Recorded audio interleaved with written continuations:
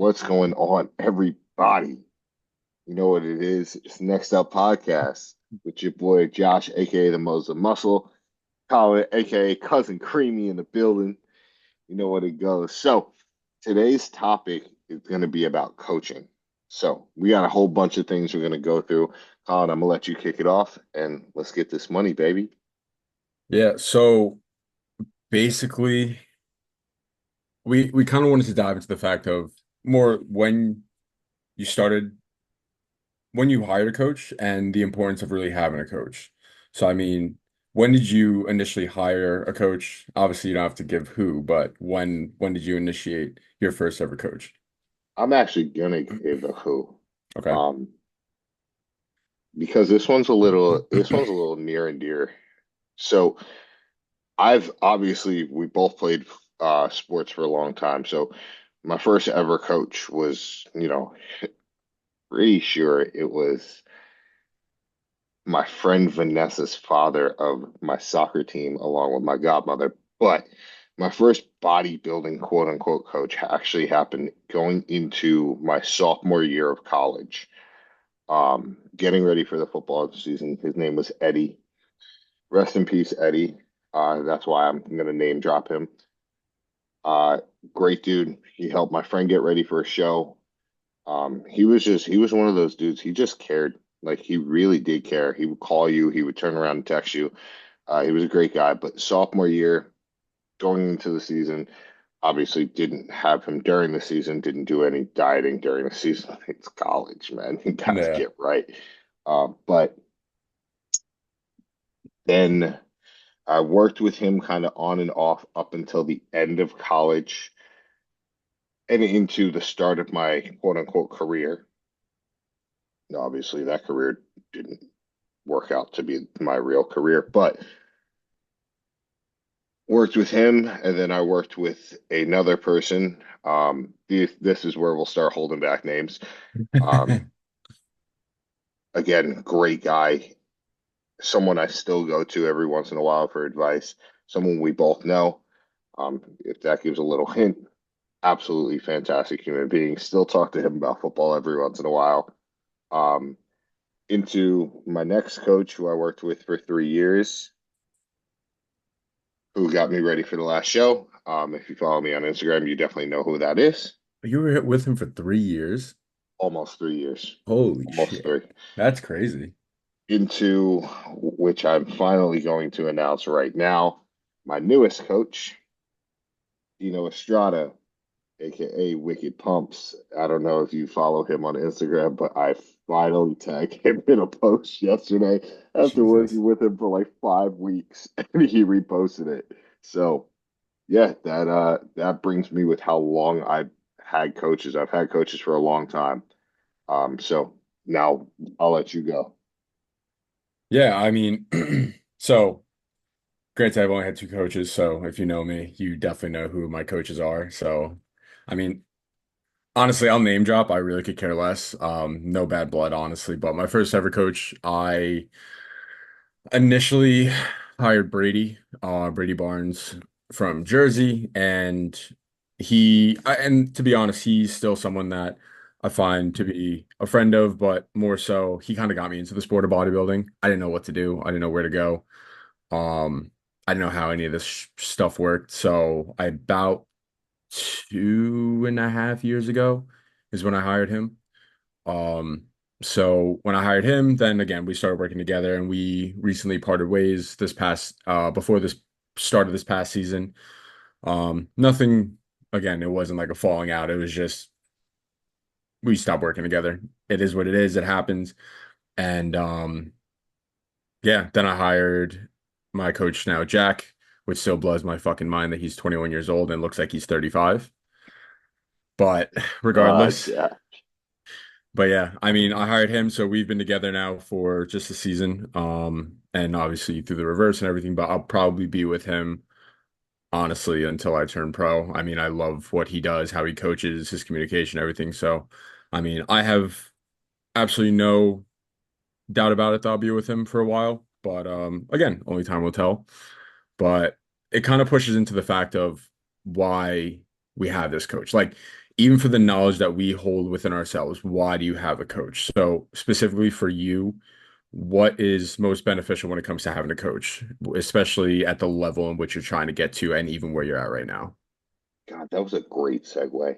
So for me personally, there was a brief period of time in between the last coach and Dino that I actually was just going to coach myself.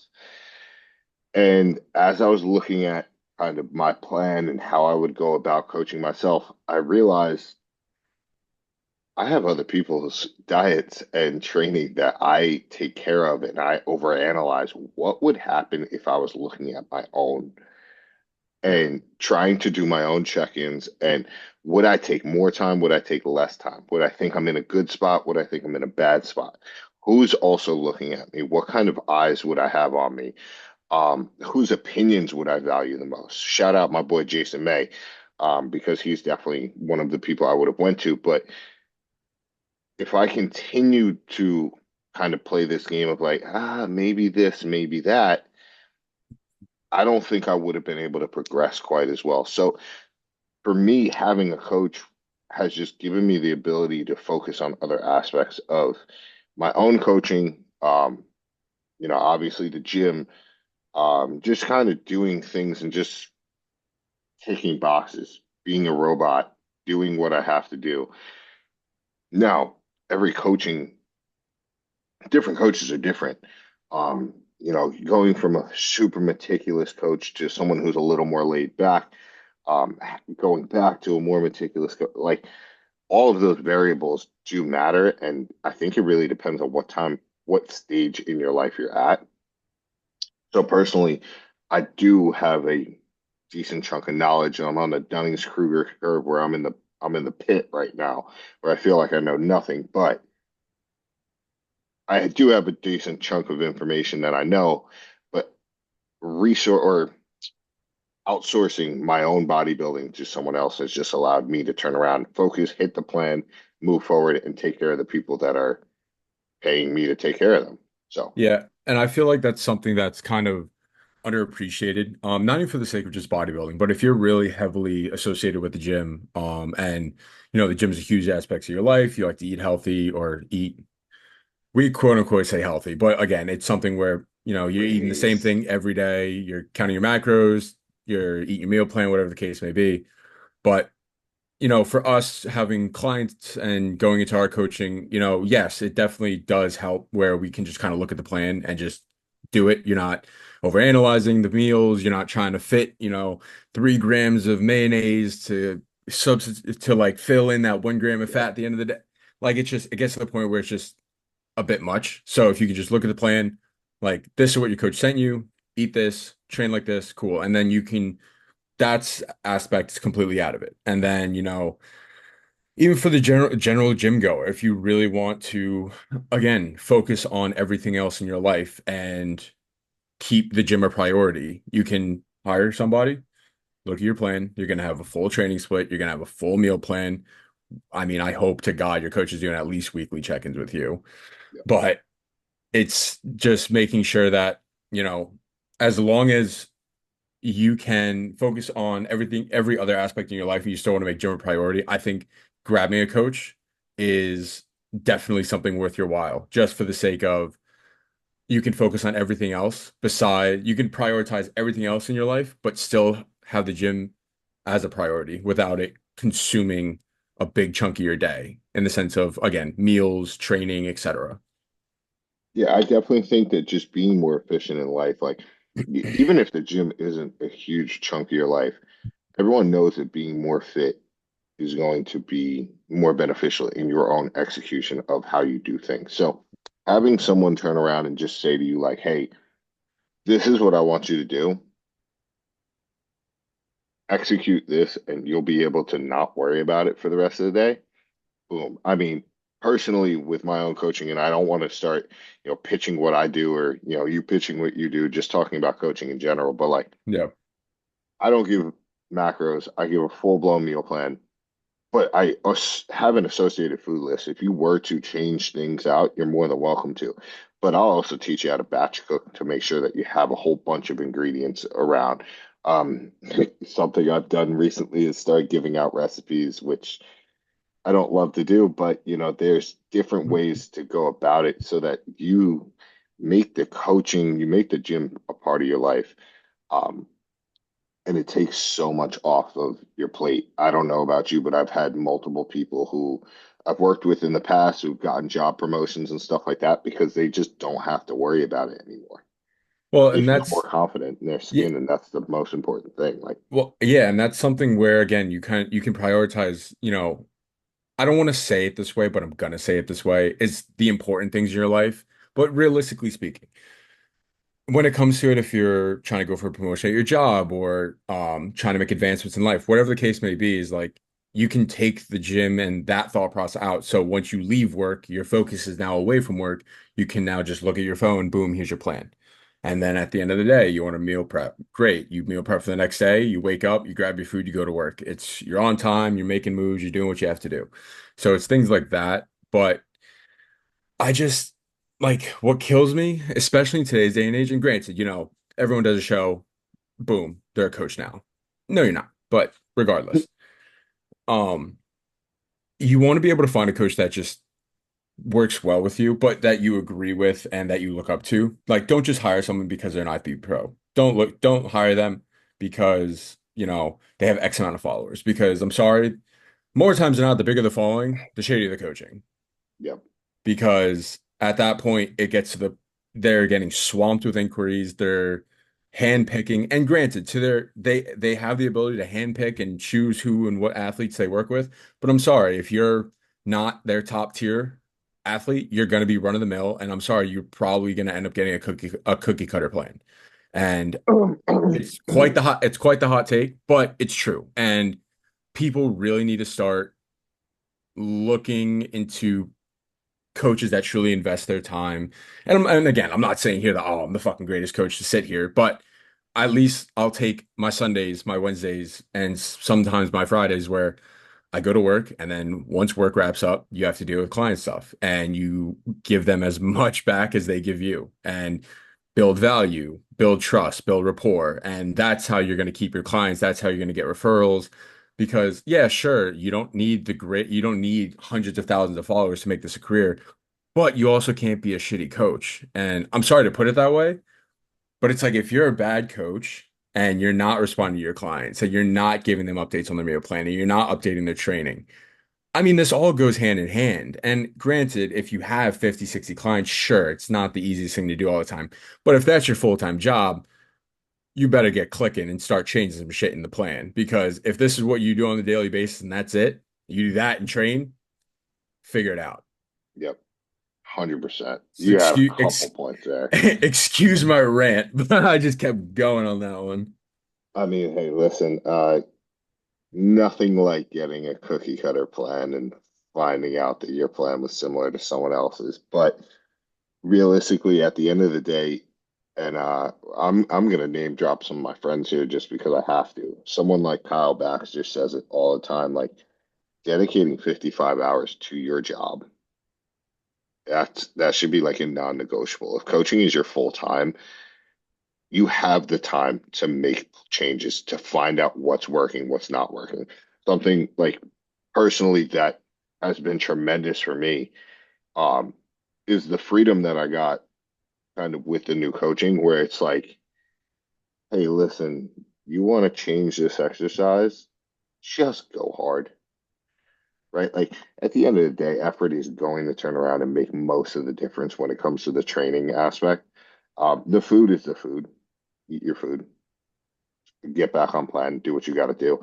But like when it comes to training, if you feel something while doing a yeah buddy row or yeah buddy pull down as I've been doing, like if you feel it in the target muscle, run it Yep. and run it hard. Don't give up just because you feel hard contraction with 160 pounds and you also feel a hard contraction with 300 pounds. Don't just do the 160. Go hard. Yeah. Um, and I think that freedom, that fun of just getting into it and having a good time, that's where the coach and client relationship really produces itself because if I gave you a training program, you personally, and I was like, hey, listen, I want you to go into a hack squat and I want you to do 10 reps and I want this to be super slow tempo and I want you to just try to inch your way up through the weight stack. You might like that, but you also might not be able to turn it on. Yeah. Like, oh, I gotta cut it at 10 as opposed to 11. Like, what if you got to be able to turn it on at some point. So understanding as a coach, understanding your client, building that relationship. Um, I mean, a perfect example was yesterday. For anyone who didn't see my stories or anything like that, because I figure most of our subscribers are going to be people who follow us on Instagram. Mhm. So, I mean, I went to a bakery. I guess we're Oh, you shouting it out too. fucker. Tortofino, um, and I got a crookie, which is a croissant and a cookie. I don't even know how to describe this thing, but like It's I'm sending pictures to my coach who's in prep, and I'm like, hey, listen, I'm thinking about getting this cookie too. And he's like, yo, those look great. It's like, all right, cool. I'll tell you right now, I'm not going back to that bakery for a hot minute. Probably not until you come up this way, simply because, yeah, it was great, but also like I don't feel the best afterwards. I'm not going to continue to do that stuff. But Yeah. I had a good time. My coach was with it. And, tomorrow when I go to train chest, I guarantee I'm going to have a nasty pump. So understanding the coach and client relationship, understanding, hey, this person, might get off on this or might get off on that. They like this stuff. You just got to see what works for each person. And I think that goes into the style of coaching. Like, what kind of coaching do you personally like? Do you like somebody who's on top of you? Do you like somebody who's a little more relaxed? How do you personally like to be coached? Personally, I mean, when it's the off season, see, I no, that's kind of that was the old Colin was about to take over there. But I mean, I do prefer obviously when you're in prep, on top of you. It got to the point, fuck, Jack's seen my striated glutes more than God knows how many people. I mean, we were checking in so many times in that last month of prep, and I mean, he was on my ass, but um, like it was to the point where it's like if I did cheat on my diet, like it didn't matter because that next day he was going to see my physique and he's going to be like, what the hell happened? So it was like you kind of had that thing just kind of hovering over you, just for the sake that, if something went wrong, if something happened, whether it was I was holding water or I didn't do X, Y, and Z, like that next day he was seeing, we got to the point where it was just daily check-ins. Personally, in that portion, I really want someone to be on top of me, just for accountability reasons, because I can hold myself accountable, but it's just knowing that he's there. That's like the biggest thing. Even in the off season, now taking this approach, like granted, we don't nearly like check in nearly as much as we did. But it's to the point where I want to still hold myself accountable because I don't feel like getting fat in the off season. And Yeah. it's just it's now more like this. I feel like this is more myself proving my self accountability to him because it's all well and good for him to be on my ass during a prep. But, now this is the time where you quote unquote have more freedom. But like you said, you and I got some cookies yesterday. You have that freedom to do so, but you also don't because physically it's not going to feel great the next, you're not really going to feel the best. Your digestion is going to be all blown up. And then, training performance could fall off. It could, and that's even for the sake if you start drinking when in the off season, because again, non-prep, you can have a few drinks, and then maybe so a few drinks lead to a lot of drinks, and then you don't want to train the next day. And I just dropped my fucking water all over my desk. But yeah, I mean, I definitely say on top. Definitely be on top. Um, hey yo. Wow. Pause. No, it's just someone who's really just there, kind of at all times. So I think that's best, but that's also for my personality.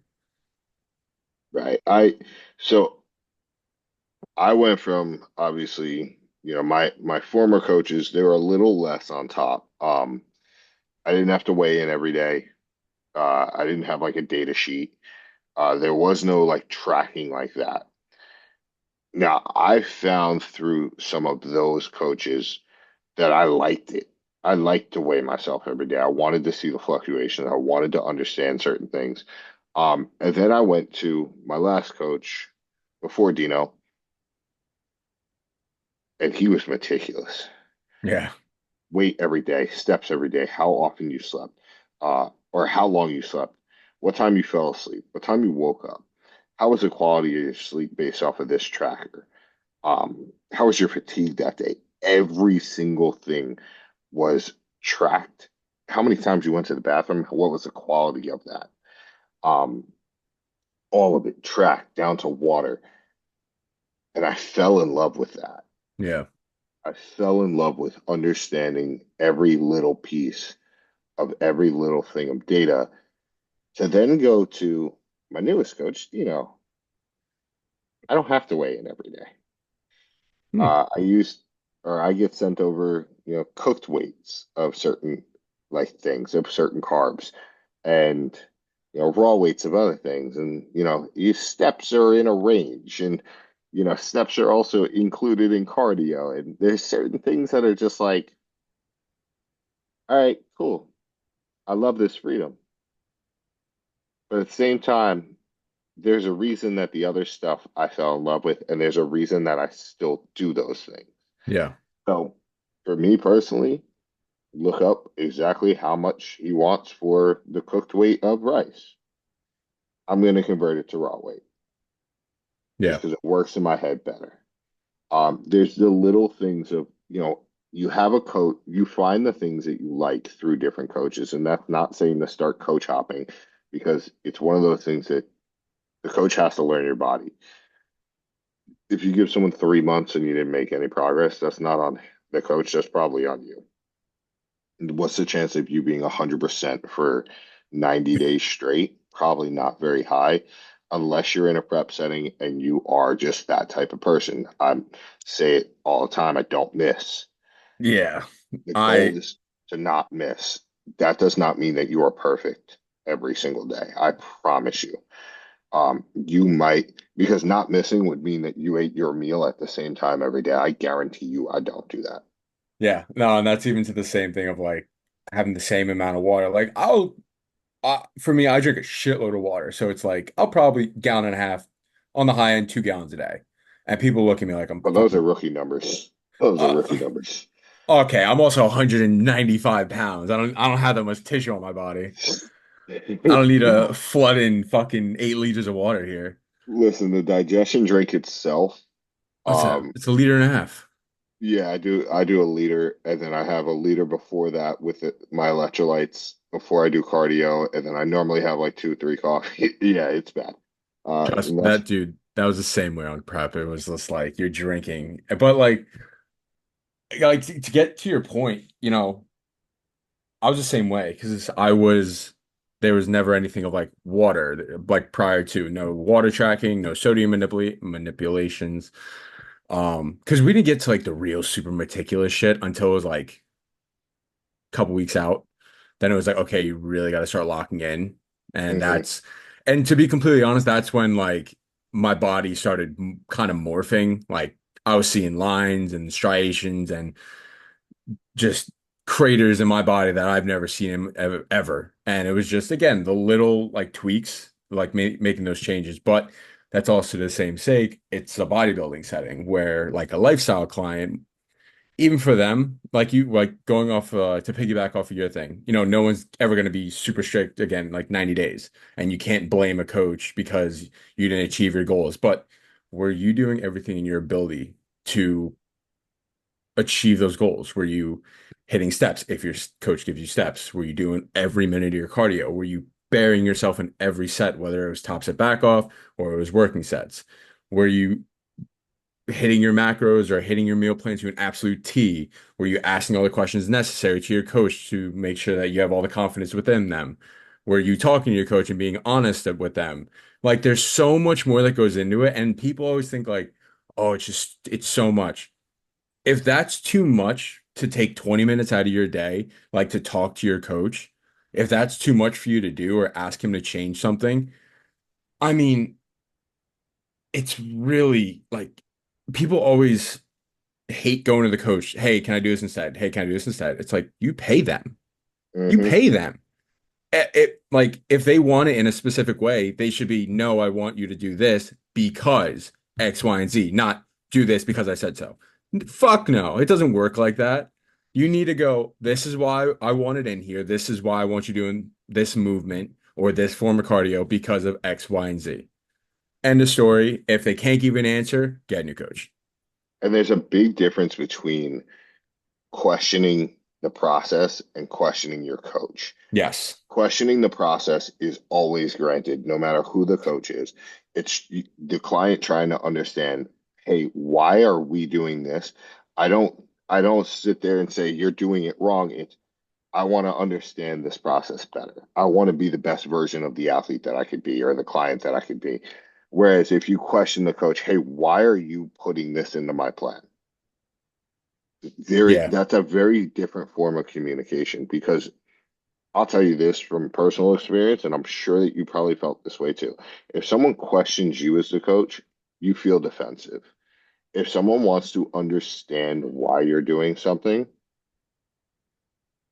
sorry, I heard a yell and I know Delilah's up there. Oh, Um, Jesus. if someone's questioning the process, Yeah. that's fundamental to the relationship. We're building together, we're understanding. If someone's questioning the coach is going to feel slighted. Like you don't trust me enough to turn around and make this decision. And that's a huge difference in, the coaching. And honestly, that's the biggest difference that I find between sports specific coaching and bodybuilding coaching. Yeah.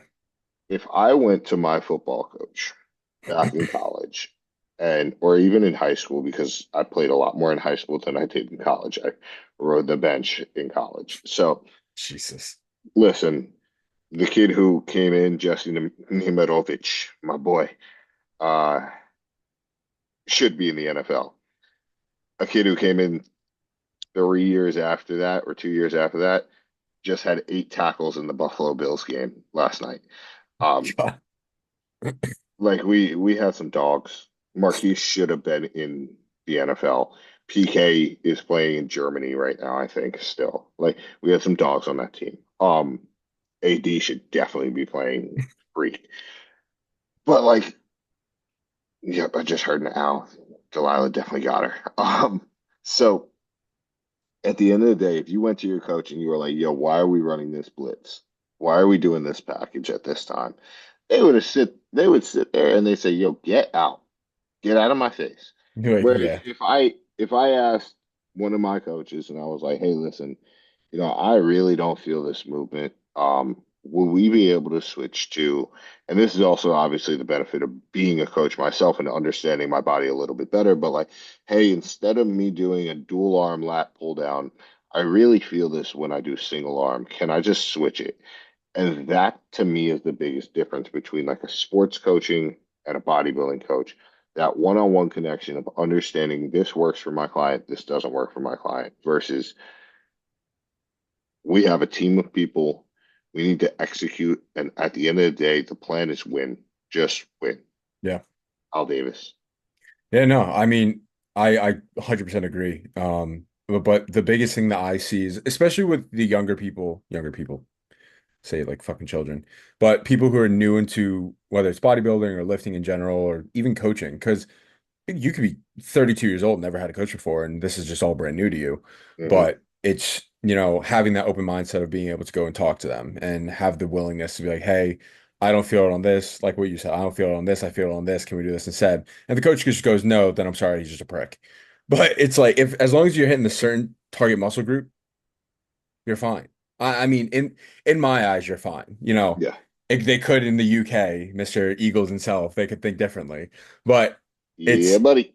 it's just like there's certain things and certain movements that are going to feel great for people, and there's certain movements that aren't going to feel great for people. And to be honest, it can be on a day-to-day basis because I'll go and do some yeah buddy rows and absolutely bury myself one day and feel fantastic, and then I'll go in the next round and go for rows again, and I feel nothing, and I'm like, wow, this is just a waste of movement.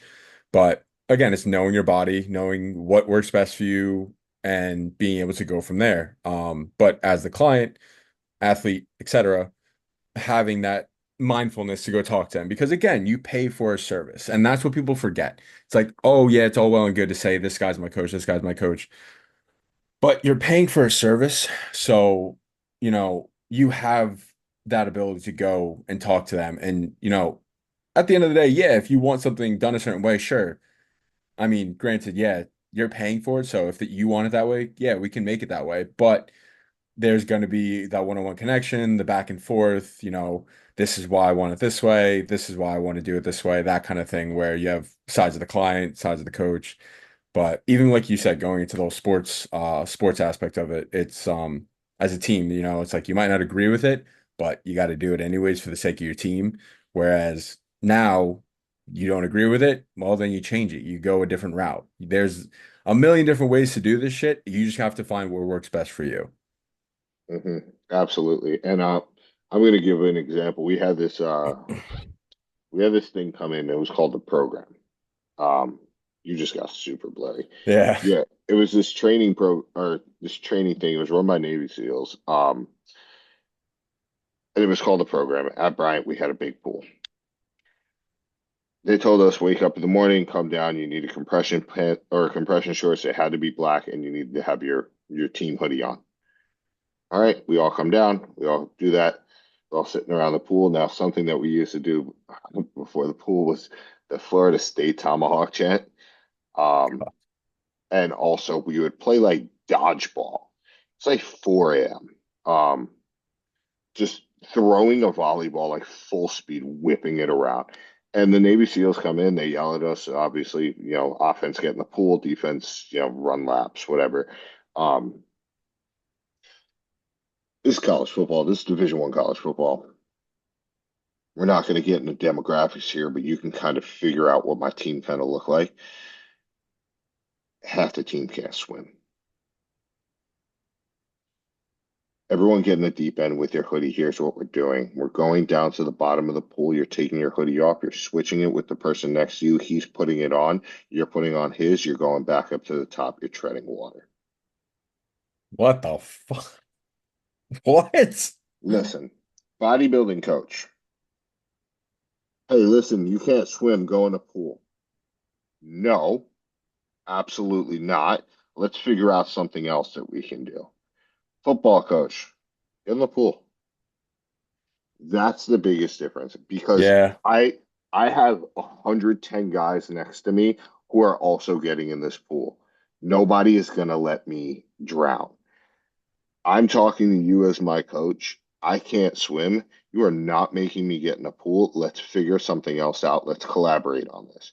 And that's where I really feel that like that microcosm of a situation. I remember our team captain couldn't swim. It's like, That's yo, we crazy. might lose our team captain right now because he can't swim. But you know what? I'm going to be Joe Schmo lifeguard who grew up on the water. Who, hey, Chucky, me and you were doing this. Yeah. I'm going to make sure that you don't get stuck at the bottom of that pool. And honestly, that one-to-one connection is what bodybuilding coaching should be. It's like, I'm not going to let you fail. You're not going to fail on me, but we're not going to do something stupid that puts us in a situation to fail. Yeah, and that just pushes the whole concept of, being coachable because, it's all well and good to be hard-headed, but if you're just arrogant and you're not going to listen, and at that point, you're just pissing your money away. Because if you're not going to listen to a coach, whether recreational, whether bodybuilding, when it comes to like college sports, you don't listen to your coach. That next day, you're replaced, that jersey's on your coach's desk, and you no longer have a team. Yep. It's just how it works. But when it comes to bodybuilding, if you're not coachable, that's on you. Like, Hmm. I mean, granted, it's all on you if you're not coachable, but if you're willing to dish out all this money, $200 to $500 a month, depending on whatever coach you go by. If you're willing to pay that much money, God, can I like you instead of just giving it away, like just send it my way. I mean, it kills me that you're willing to pay two, three, $400 to not follow plan, to eat off plan, to half-ass it in the gym, to not do your cardio, to what like you're not just wasting your time, you're wasting your coach's time. He's investing X Exactly. amount of time. He's investing so much time into you and your ability to become as great of a bodybuilder, as a person, as like build your dream physique. But you send him a check-in, but you starve yourself for like 2 days to make up for the carnage that you did for the last five to make it look like you're kind of holding it together. But then as soon as that check-in gets sent in, your ass is in the cabinet going to grab chips when I'm sorry, your ass should be in the gym already. Yep. And sure, it's a different way of life for a lot of people.